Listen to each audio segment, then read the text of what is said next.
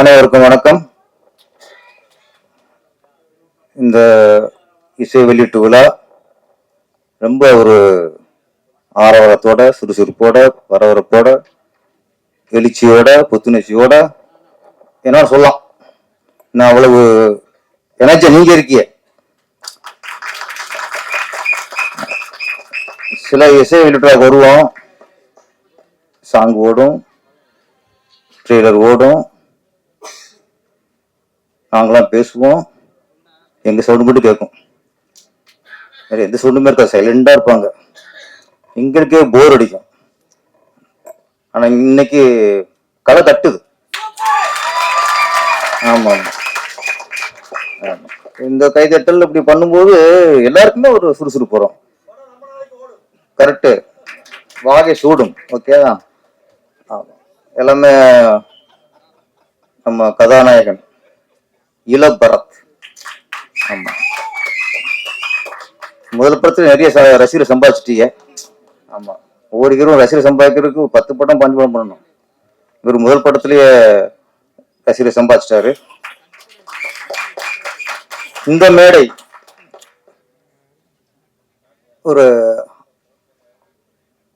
ஒரு பாசமான மேடை, அன்பான மேடை. ஏன்னா இங்க பாசம்ங்கிறது பார்த்தா தன் பையனுக்கு அப்பா படம் எடுத்திருக்கிறாரு, அது பாசம். அன்பு, நிறைய அன்பு உள்ளங்கள் அவங்க வாழ்த்து வந்திருக்காங்க. அன்பும் பாசம் இருந்தாலும் வெற்றி தான். இந்த படத்தை வாழ்த்தி சென்ற ராஜன் சார், மோகன்ஜி சார், இங்கே வாழ்த்து வந்திருக்கிற இயக்குனர் Ravichandran sir, Padmaraj sir, Murugan sir. இப்போ இது வேற சார் சார்னு பயமா இருக்கு. இது யார் இந்த சார்னு தேடிக்கிருக்காங்க. நிறைய சாரை போட்டு எந்த சார்னு அவங்க விசாரணைக்கு வந்துடுறாங்க. இப்போ பத்மராஜ் பேசும்போது அவர் என்னை கோர்த்து விட்டாரு. ராஜன் அண்ணன் அவர்களுக்கும் என்னை பேர் தமிழ் சொல்லிருக்கலாம், ராஜன் அண்ணன் அவர்களுக்கும் பேர் சார் அப்படின்ட்டாரு. எனக்கு பகீருங்குது. என்னோட ஏற்கனவே யார் அந்த சார் யார் அந்த சார் எங்க வந்து தேடிக்கிருக்காங்க. பேர சார்னு இவர் தான் அந்த சாரான்ட்டு நம்மகிட்ட வந்து நம்மள கூப்பிட்டுறாம. அதனால கொஞ்ச நாளைக்கு நம்ம சாரும் சொல்றதே தவிர்த்துருவோம். முருகன் அவர்களே, ரவிச்சந்திரன் அவர்களே, தயாரிப்பாளர் இளங்கோ அவர்களே, இளம் பரத் அவர்களே, ராஜா அம்மையப்பன் அவர்களே, பிரச்சனை இல்லைண்ணே. அதனால இப்பதான் தமிழ் வளர்க்குறானுங்க. நம்ம சார் சொன்னோம்ல, இப்ப சார் பயப்படுறோமா, இப்ப அவர்களுங்கள இதனால தமிழ் வளருது. இது ஒண்ணுதான் நம்மளுக்கு நடக்குது. இந்த படத்தோட பாடல்கள் ரொம்ப நாளைக்கு அப்புறம் வரிகள் புரிந்த பாடல்கள், எல்லா வரிகளும் அழகா புரியுது. அங்கேதான் இசையமைப்பாளர் வந்து வெற்றி அடிச்சிருக்கிறார். இசையமைப்பாளருங்க போது வெறும் இசைதான் காதுக்கு கேட்கணும் இல்லாம வரிகள் தெளிவா கேட்டா தான் அது நல்ல பாடல், தரமான பாடல். எங்க இசை ஏறணுமோ அங்க ஏறணும், எங்க வார்த்தைகள் மேல போகணுமோ அங்கே வார்த்தைகள் போகணும். கரெக்டா பண்ணிருக்காரு நம்ம இசையமைப்பாளர். நல்ல தம்பினாலே நல்ல இசையை கொடுத்துருக்காரு. பேருக்கு ஏற்ற மாதிரி பேரையும் காப்பாத்திருக்காரு, இசையும் காப்பாத்திருக்கிறாரு. அதுல இந்த ஃபர்ஸ்ட் பாடல் டண்டனக்கா அவன் கரெக்டா வச்சிருக்காரு, அவர் மனப்பாடம் பண்ணிட்டாரு. ஆமா, சாங் சூப்பர்.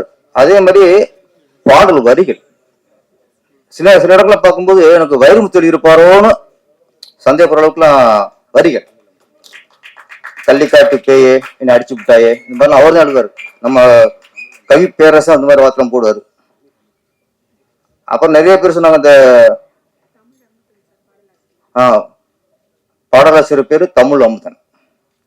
உண்மையிலேயே இங்க பாருங்க, நிறைய தமிழ் செல்வன், தமிழ் அமுதன், தமிழ்லாம் விளையாண்டுக்கு இருக்கு நினைக்கிறேன். ஆமா, தமிழ் வந்து அந்த அந்த கவிப்பேரசோட அந்த இவர் இருப்பாரோ அப்படின்னு தோணுது பாருங்க. ஸோ நம்ம கவிஞர் வாலி நிறைய பாடல் இருப்பாரு, இந்த படகொட்டி அதெல்லாம் பார்த்தா நிறைய பாடல். அது பாடல் கட்டு கண்ணாசன் எழுதியிருப்பாருன்னு ஒரு சந்தேகம் இருக்கும். கண்ணாசன் பாடல்னு சொல்லுவாங்க, நிறைய பேர் சொல்லுவாங்க. அதே மாதிரி இன்னைக்கு தமிழ் அமுதன் எழுதின சாங்கு, வைரமுத்து எழுதின சாங்குன்னு ஒரு சந்தேகப்படுறோம்னா அதே வெற்றி. அப்புறம் அந்த ஐட்டம் சாங் நிறைய பார்த்துருக்கோம், வரிகளை கிளுகிழுப்பா இருக்கும். இதுல வரிகள் கிளுகிழுப்பா இல்ல, ஆடுறவங்க தான் கிளுகிழுப்பா இருந்தாங்க. ஆமா, டான்ஸ் சூப்பர், என்ன ரசிச்சிருக்காங்க வாங்க பாருங்க. கண் கொட்டாம இமை கொட்டாம ரசிச்சிருக்காரு ஒருத்தர். அதுல வரிகள் பாத்தீங்கன்னா அந்த ஐட்டம் சாங்ல வேறமா வரிகள் இருக்கும். ஐட்டம் சாங்லயும் தத்துவ வார்த்தையில இருந்துச்சு. அந்த இந்த காலத்துல பணம் எவ்வளவு முக்கியங்கிறத ஒரு வரிகள் சொல்லிச்சு. செஞ்ச செருப்புக்கும் பணம், அறுவை சிகிச்சைக்கும் பணம். ஏன்னா ஒரு ஐட்டம் சாங்கில சொல்லலாம், சில மாம்பழமா போயிடலாம்.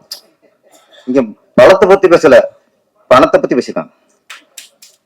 அத உன்னோட விஷயம் இந்த எல்லா நாயன் நல்லது என்பவர்களுக்கு ரொம்ப வாழ்த்துக்கள் சார். தோற்றம் தமிழ்ல மட்டும் நிறைய வார்த்தைகளுக்கு பல அர்த்தம் இருக்கும். தோற்றம் அப்படிங்கும்போது ஒண்ணு பிறப்பு, அடுத்து உடல் உருவ அமைப்பு. சில இதெல்லாம் போட்டிருப்பாங்க, ஒரு நினைவு சின்னமா இருக்கட்டும், நினைவு சிலையா இருக்கட்டும், கீழே அந்த சிலை கீழே தோற்றம் 1926, மறைவு 1992 போட்டிருப்பாங்க. தோற்றம்ங்கிறது பிறப்பு, இன்னொரு தோற்றம்ங்கிறது உருவ அமைப்பு. இதுல கண்டென்ட் வந்து சொல்லுவாங்க, பழமொழி இருக்கு, உருவத்தை பார்த்து எடை போட்டுறாதீங்க அப்படின்ட்டு. அதனால ஆளை பார்த்து இடம் போடாதீங்க அப்படிமா. அதனால ஆளுக்கும் குணத்துக்கும் சம்மந்தம் இருக்காது. ஆளை பார்த்தா கரம்புடா இருப்பான், உள்ள அப்படி பூமாரி இருக்கும். சொல்லுவாங்களே, பலாப்பழம் வந்து பார்த்தா வெளியே முழுமுள்ளா இருக்கும், தொட்டா குத்திருமோன்னு இருக்கும், உள்ள பார்த்தா சொலையா இருக்கும். பலாப்பழம் விஷயம் ஓகே, இந்த அந்த ஏரியா நினைக்கிறேன், அதனால பலாப்பழத்தை சொல்றேன். பலாப்பழத்தை டக்குன்னு புரியும் உங்களுக்கு. அந்த மாதிரி தோற்றம்.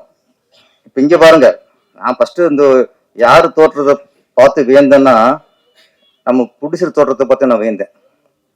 இளங்கோ அவர் புடிச்சர் பார்த்து நான் வியந்தேன். ஏன்னா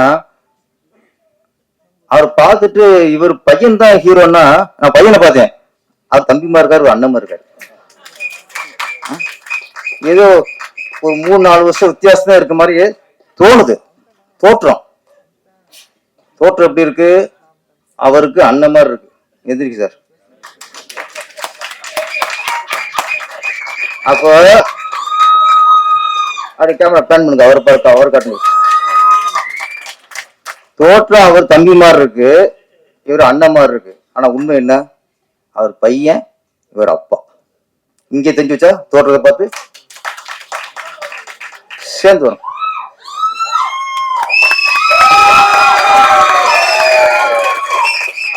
இதுவே பெரிய உதாரணம். தோற்றத்தை பார்த்து ஏமாறக்கூடாது. ஒரு அண்ணன் மாதிரி இருக்காரு, உண்மையிலே அப்பா. அதனால கதையோட கண்டென்ட்டே இங்க முடிஞ்சு போச்சு. ஆமா, உருவத்தை பார்த்து ஏமாறக்கூடாதுன்ட்டு. சார், நீங்க அடுத்த படத்துல கதாநாயகன் நடிச்சுங்க சார். இவரு கார்த்தி மாதிரியும் இவரு சூரியமா வரட்டுமே ஒரே குடும்பத்துல. ஏன்னா தோற்றத்தை நான் ஃபர்ஸ்ட் ஒரு பார்த்தேன், வேந்துட்டேன், என்னடா இவ்வளவு யூத்தா இருக்காருன்ட்டு. இப்போ சொல்றேன், இப்போ நீங்க பட வாய்ப்புக்காக டிஆர்ட்ட போங்க, பாட்காஸ்ட போங்க. இப்போதைக்கு நீங்க வந்து மணிரத்திட்ட போங்க, சங்கர்கிட்ட போங்க, லோகேஷ் கனகராஜ்கிட்ட போங்க, வாய்ப்பு கிடைக்கும். ஏன்னா ஒரு நடிகனுக்கு ரொம்ப முக்கியம் அவர் உடம்பை சீராக வைத்திருக்க வேண்டும், அவர் தோற்றத்தை சீராக வைத்திருக்க வேண்டும். அதான் ஃபர்ஸ்ட். வாய்ப்பு சில நடிகர் இருக்காங்க, வாய்ப்பு கிடைக்கிற வரைக்கும் எக்ஸஸ் பண்றது, பாடியை அப்படியே ஒரு கிரிப்பா வச்சுக்கிறது. படம் கிடைச்சது அப்புறம் 5வது படம் பார்த்தா வயிறு தள்ளி போய் பேண்ட் அளவுல மாறி போய், ஃபர்ஸ்ட் படத்துல பேண்ட் அளவு 30 இருக்கும், 5வது படத்துல 34,000. இப்படிலாம் மாறும். ஏன்னா அது வாய்ப்பு கிடைச்சதுக்கு அப்புறம் நமக்கு வந்து கேர்லெஸ் வந்துடும். அந்த கேர்லெஸ் எப்பவும் வரக்கூடாது, ஒரு நடிகனுக்கு எப்பவும் வரக்கூடாது. பெண்கள் பார்த்தீங்கன்னா அந்த கல்யாணம் இருக்கு முன்னாடி பொண்ணு உட்காருவாங்கல்ல, அது வரைக்கும் கரெக்டா வச்சிருப்பாங்க. ஏன்னா மாப்பிள்ளை பார்க்க பொண்ணு உட்காராரு, நம்மளை பிடிக்கணும், அது வரைக்கும் உடம்பு அப்படி வச்சிருப்பாங்க. ஒருத்தன் ஓகே பொண்ணு அழகா ஸ்லிம் அழகா சூப்பரா சிம்ரன் மாதிரி இருக்குடா, திரிஷா மாதிரி இருக்குடா அப்படின்னு கல்யாணம் பண்ணிக்குவான். கல்யாணத்தை குழந்தை பார்த்தோம்னா டோட்டலா மாறிடும். ஏன்னா அவங்களுக்கு என்ன, கல்யாணம் ஆயிடுச்சு, பிள்ளை பார்த்தாச்சு, இதுக்கப்புறம் உடம்ப மெயின்டைன் பண்ணி அப்படின்னு ஒரு கேர்லெஸ், அங்கேதான் உடம்பு போடுது. பெண்கள் வந்து புருஷன் ரசிக்கணும், அப்புறம் நமக்கு நம்ம ஃபிட்னஸ் இருக்கணும், நம்மளை நம்ம ரசிக்கணும். அடுத்தவங்களுக்காக, நமக்காக நம்ம உடம்பு, நம்ம ஆரோக்கியத்துக்காக நம்ம உடம்பு, கல்யாணத்துக்காக உடம்பு, பிள்ளை போக்குறதுக்காக உடம்பு, எப்பவும் ஆரோக்கியத்துக்காக உடம்பு இருக்கணும். அது வேற டிபார்ட்மெண்ட், அப்படி பேசுவோம். நடிகன் சார், நடிகன் வந்து தோற்றம் ரொம்ப ரொம்ப முக்கியம். இந்த படம் டைட்டில் தோற்றம். அப்போ தோற்றத்தை பற்றி நிறைய பேசணும் ஆரம்பத்துல. ஏன்னா தோற்றத்தை பார்த்து இடப்படக்கூடாதுங்கிறதுக்காக நிறைய உதாரணங்கள் சினிமாவில் இருக்கு. எம்ஜிஆர் காலம், எம்ஜிஆர், சிவாஜி கணேசன், அப்பெல்லாம் ஹீரோ நடிக்கிறவங்களுக்குலாம் ஒரு இலக்கணம் வேணும், சிவப்பா இருக்கணும், சுகுமுடியா இருக்கணும். ஒரு காலத்துல தியாகராஜ போகிற காலத்துல எப்படின்னா அவங்களே பாடணும். அப்போ எம்ஜிஆர் சிவாஜி வந்ததுக்கு அப்புறம் ஓகே பாடுறது டிஎம் சௌந்தரராஜனா இருக்கலாம், நம்ம வாயசிச்சா போதும், ஆனா தோற்றம் அப்படி இருக்கணும். கமலஹாசன் வந்தாரு, உங்களுக்கு சிவகுமார், எல்லாம் அழகு அழகு அழகு, சிவப்பு சிவப்பு சிவப்பு, எல்லாம் ஒருத்தங்க ஒரு ஆள் கருப்பு வராருங்க, கருப்பு வந்தாரு, பரட்டத்தலை சிரிப்புறாரு, இப்படிங்கிறாரு, யாரு எந்த அளவுங்க, கண்ணுங்கரையன் இருக்காப்புல, கண்ணு தூண்டு இருக்கு அப்படின்னா யாரு, அந்த ஆள் தான். அந்த தோற்றத்தை பார்த்து இவரெல்லாம் ஹீரோவா, இவங்களும் நடிக்க வந்துட்டாங்களான்னு கிண்டப் பண்ண அந்த ஆள் தான், அவர் தான் இன்னைக்கு சூப்பர் ஸ்டார். Super star. அங்க உருவத்தை பார்த்து இடம் போட்டாங்க, அடிச்சு வந்துட்டாரு. அதுக்கப்புறம் பாக்யராஜ் படத்துல அசிஸ்டண்டா ஒர்க் பண்ணவர் கே பாக்யராஜ் சார். புதிய படம் பாரதிராஜா சார் படம், ஹீரோ தேடுறாங்க. நான் அவரு ஒரு வாத்தியார் கேரக்டருக்கு ஹீரோ தேடுறாரு. அவருக்கு அப்போ அந்த கேரக்டருக்கு பெரிய ஹீரோ சிவகுமாரோ கமலஹாசனோ அதெல்லாம் அவருக்கு செட் ஆகல, யதார்த்தமா இருக்கணும். திடீர்னு பார்த்தா பாய்கராஜ் பார்த்துக்காரு, இவன் கரெக்டா இருப்பானே, இவா சட்டை போடு கண்ணாடி போடு பண்ணார், இவர் தான் ஹீரோன்ட்டாரு. அன்னைக்கு எல்லாரும் எதிர்த்து வச்சிருக்காங்க, என்ன இவரை போய் ஹீரோ போடுறிய அப்படின்ட்டு. பாராசாருக்கு அவருக்கு கான்ஃபிடன்ட். அன்னைக்கு உருவத்தை பார்த்து எல்லாருமே எதிர்த்து வச்ச அந்த உருவம் தான் பின்னாடி இன்னைக்கு திரைக்கதை மன்னன். டார்லிங் டார்லிங் முந்தானை முடிச்சு, தூரம் நின்று போச்சு, எத்தனை வெற்றி படங்கள். தோற்றம் மாறும்போது தோற்றத்தை பார்த்து நம்ம தப்பா இடப்பட்டோம், அன்னைக்கு பெரிய ஆளாயிட்டார். அதே காலகட்டம் ஒருத்தர் கதை, திரைக்கதை, வசனம், இசை, பாடல்கள் ஓகே, குள்ளம்மா, முடி, தாடி, டண்டனக்கா டண்டனக்கா, நம்ம ஆளு டி ராஜேந்தர் தலைவர், அவரு நடிக்கும்போது இதே கிண்டல், என்ன மூஞ்சில கண்ணு மட்டும் தெரியுது, முகம் கூட தாடியா இருக்கு, இவர் ஹீரோவானாங்க. அவர் படம் தான் முதல்ல 1 கோடி பிசினஸ் ஆச்சு. ரஜினி கமல் படத்தோட பிசினஸ் ஆச்சு. ஆட்டி படைச்சாரு. அப்படியா மயிலணி காதலி, இந்தங்க கல்யாணி, எத்தனை படம். உருவத்தை பார்த்து இடப்படக்கூடாது. அதுக்கப்புறம் கஸ்தூர்ராஜா டைரக்டர், சொந்த படம், ஒல்லியா ஒருத்தர் போறாரு. ஆமா, துள்ளுவத இளமை. ஹீரோ தனுஷ். எல்லாரும் பார்த்து என்ன அவன் ஊதுத்தி மாதிரி இருக்கான், உடம்புல உனக்கு சதை இருக்கா இல்லையா, இல்லை எலும்புதானே இருக்கே அப்படின்னு கிண்டல் பண்ணாங்க. இன்னைக்கு தமிழ் திரையுலகில் தவிர்க்க முடியாத ஹீரோவில் டாப்ல இருக்கிற ஹீரோவில் அவரும் ஒருத்தர் தனுஷ். ஹீரோ அது போய் எஸ்ஏசி சார், இயக்குனர் எஸ்ஏசி சார் நாளைய தீர்ப்பு தன் மகனை ஹீரோ ஆக்குறாரு. அந்த படத்தை பார்த்துட்டு இங்கேயாவது மக்கள் சொன்னாங்க, பத்திரிக்கையே சொல்லிச்சப்போ அவரு பேச கிண்டல் பண்ணி ஒரு கேவலமா சொன்னாங்க, நசிஞ்சு போன 5 வருஷ மூஞ்சி மாதிரி இருக்கு இப்படி சொன்னாங்க. அவரு தான் இளைய தளபதியாகி இன்னைக்கு தலைவராயிட்டார். இதுல இருந்து என்ன தெரியுது அப்படின்னா, யாரையும் உருவத்தை பார்த்து நம்ம எடை போடக்கூடாது. அவனுக்குள்ள பவர் எப்போ வெளியே வரும், அவனுக்கு திறமை எப்போ வருமோ இப்போ வெளியே வரும். தோற்றத்திற்கும் திறமைக்கும் சம்பந்தமே இல்லை. நம்ம திரையுலகில் நிறைய நடிகர்களாக இருக்கட்டும், இயக்குநர்களாக இருக்கட்டும், தோற்றத்தை பார்த்துமே எடை போட்ட கூடாது. இந்த படம் நம்ம தமிழ் செல்வன் அந்த கண்டென்ட் புதுசா, எனக்கு நிறைய கதைகள் புதுசா லவ் ஸ்டோரியா இருக்கும். ஆனா அந்த தோற்றத்தை பார்த்து எடை போட கண்டென்ட் எனக்கு ஃபர்ஸ்ட் டைம் எனக்கு புதுசா படுது. ஏன்னா நிறைய வருது. இப்போ நம்ம என்ன கஞ்சா கடத்துறது இந்த மாதிரி நிறைய கதையில பார்த்துக்கிட்டு இருக்கோம். இது கொஞ்சம் வித்தியாசமா இருக்கு. இளங்கோ அவர்கள் ப்ரொடியூஸ் பண்ணாலும் நம்ம ராஜா அம்மையப்பன் ஹெல்ப் பண்ணியிருக்கிறாரு. நிறைய ஆதங்கத்தை நிறைய வெளிப்படுத்தினாங்க. இப்போ நிறைய வர சின்ன புடிசர்கள்லாம் அவங்க வெளிப்படுத்துகிற ஆதங்கம் தேட்டரு கிடைக்க மாட்டேங்குது தான். சீக்கிரம் அதுக்கு முன்னால ஒரு விடிவு காலம் வரும். ஏன்னா சின்ன படங்கள் தான் சிறிய டெக்னீஷியன்களையும் சிறிய நடிகர்களுக்கும் வாய்ப்பு கொடுக்குது, அவங்களுக்கு ஒரு வாழ்வாரத்தை கொடுக்குது. பெரிய படங்கள்லாம் நம்பர் 1 மினிஸ்டர், நம்பர் 1 கவிஞர், நம்பர் 1 கேமராமேன், நம்பர் 1 எடிட்டரு, ஏற்கனவே கொடுக்குன்னு சம்பாதிச்சவங்களுக்கு அது வேலை வைப்பாங்க. ஆனா ராஜா அம்மையப்பன் மாதிரி, நம்ம இளங்கோ அவர்கள் மாதிரி சிறிய பிடிச்சி படம் பண்ணும்போது அங்கேதான் சிறிய இசையமைப்பாளர், சிறிய பாடலாசிரியர், சிறிய காஸ்டியூமர், சிறிய மேக்கப் மேன், சிறிய கேமராமேன், சின்ன நடிகர்கள், இவங்களுக்கெல்லாம் பல கால வேலை இல்லாம இருக்கும்.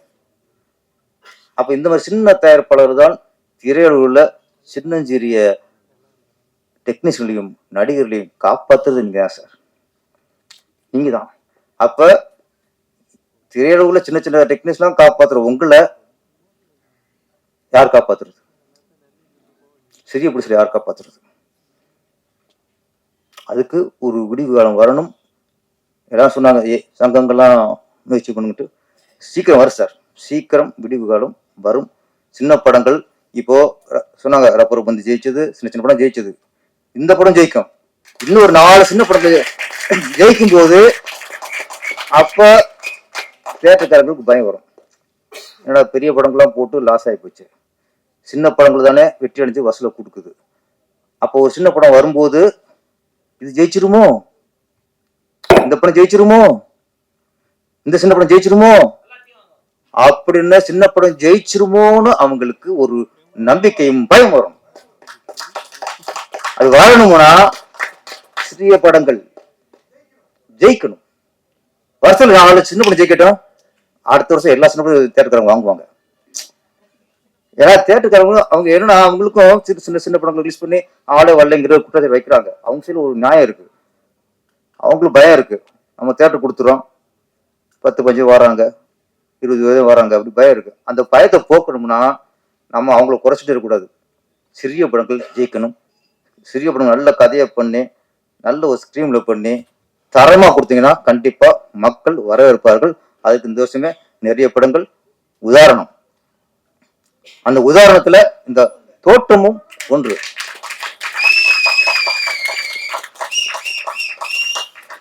இளம் நாயகன், இளம் பரத் நல்லா நடிச்சிருக்காரு. எந்த எந்த இடத்துலயுமே அவர் ஒரு புதுமுக மாதிரி தெரியல. ஏற்கனவே நடிச்ச அனுபவம் நடிக்கிற மாதிரி நடிச்சிருக்காரு. அதுக்கு காரணம் இங்க அப்பாட்ட உள்ள ஏக்கம், அப்பா இங்க உள்ள ஏக்கம், இங்க உள்ள இது அங்க அங்க வீரியமா வெளியே வந்துருச்சு.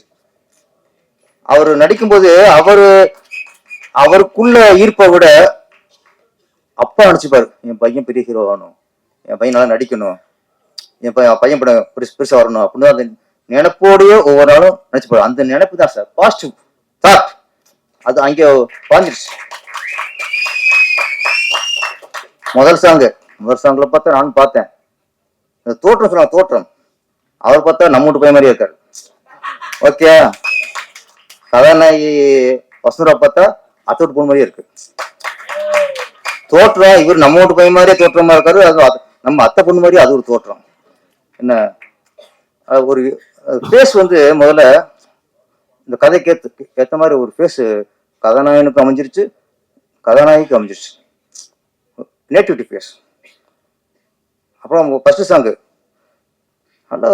நல்ல மெலோடி போயிட்டு இருக்கு. டைம் கிடைக்கும் போதெல்லாம் கிஸ் அடிக்கிறார். நானும் அதுல ஒரு 32-33 கிஸ் அடிச்சிருப்பாரு ஃபர்ஸ்ட் சாங்ல. சரி ஓகே, முதல் சாங்ல இள ரத்தம், இளம் பரத் மாதிரி இது இள ரத்தம். அது டிரான்ஸ்ஃபார்மர் சொன்னாரா இல்ல இவரே அடிச்சாராங்கிறது நான் டிரான்ஸ்ஃபார்மர் விசாரிச்சுக்கிறேன். அவர் பார்த்தா மூஞ்சி நல்ல மூஞ்சியா இருக்கு, சொல்லியிருக்க மாட்டாரு. ஓகே சொன்னீங்களா? கரெக்ட். அப்பா எதிர்பார்த்துக்க மாட்டாரு.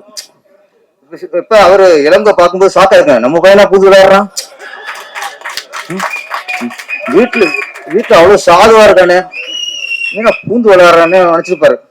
சரி ஃபர்ஸ்ட் சாங்ல 33 கிருஷ்ணா இதோட முடிச்சு நினைச்சேன். அடுத்து 3ஆம் சாங் ஒண்ணு அதுலங்க அது திரும்ப அப்படிங்கிறாரு. ஓ என்ன பூந்து விளையாடுறாங்க, என்னைய ஒருத்தருக்கு கம்மாசம் கூட ஒரு கிச்சு அடிச்சது இல்லைங்க. அவர் படத்துல என்ன பார்த்தா 10 கிறிஸ்க்கு அடிக்க மாட்டாரு. என்ன முடியலையேண்ணா அடிச்சிட்டே இருக்காப்ல. அது அடுத்த படம் நீங்க எது ஸ்பாட்ல இருக்கணும். சாங் எடுக்கும் போது இளங்கா சார் அப்படியே டைரக்டர் இல்லையோ நீங்க பார்த்து இருங்க, அப்பதான் அந்த படம் ஏ படம் இல்லாம யூ படமா வரும் சார். அப்பனே காரணத்துக்கு. ஏன்னா அவருக்கு என்ன பண்றாரு, அங்க பையனா பார்க்கல, ஹீரோ பார்த்து இந்த படம் எப்படியே வெட்டி அடிச்சிடும், அப்ப நிறைய கிச்சடி, அப்பதான் யூத்தை கவர் பண்ண முடியும்.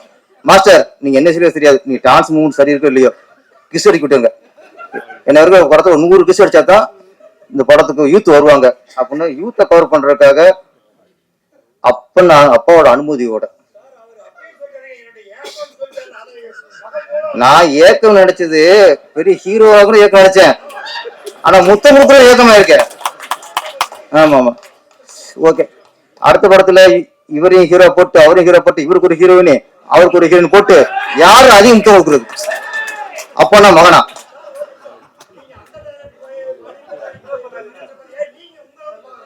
ஓகே சார் என்னையே பாக்குறாரு, நானே சொல்றேன் நீங்க படத்துக்கு ஹீரோ போ முடிஞ்சா. ஆமா தோற்றம் ஏற்கனவே சொன்னாரு ஃபர்ஸ்ட், தோற்றம் ஒரு திரையுலகுக்கு ஒரு மாற்றம், உங்க எல்லாருக்குமே இது ஒரு ஏற்றமாக உருவாகி மிகப்பெரிய வெற்றி அடைந்து எல்லாருக்கும் நல்ல பேரையும் புகழையும் கொடுக்க வாழ்த்துக்கிறேன். அனைவருக்கும் இனிய பொங்கல் நல்வாழ்த்துக்கள். வணக்கம், நன்றி.